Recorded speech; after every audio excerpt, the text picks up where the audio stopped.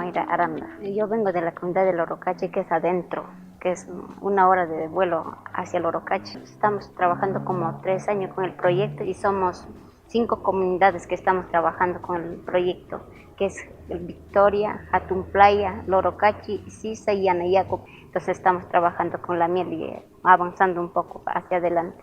Somos 20 familias, 20 familias que están ya trabajando con el proyecto Miel de Abeja, de las melíponas de la Amazonía.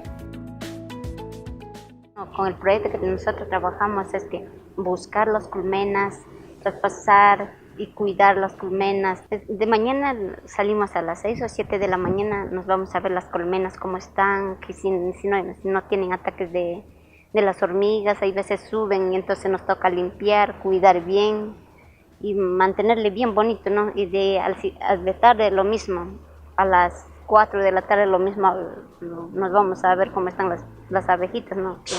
Que no tengan choque entre ellos, tal vez se peleen, se maten entre ellos, entonces tocaría, no sabemos cuidar de las 7 hasta las 8, de las 4 hasta las 5 de la tarde, entonces sí cuidamos, limpiando, manteniendo bien las cajitas.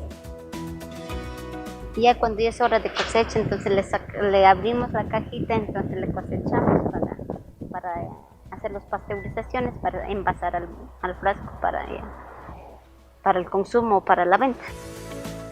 Ya nosotros el producto ya que estamos comercializando recién para vender, ya algunos están vendiendo en Pastaza mismo. Y con el proyecto que estamos como, protegiendo el bosque, que es en Parque Yasuní, que estamos anteriormente transportaban los animales, así flora y fauna, entonces ahora ya no se está haciendo eso, estamos cuidando más Parque Yasuní.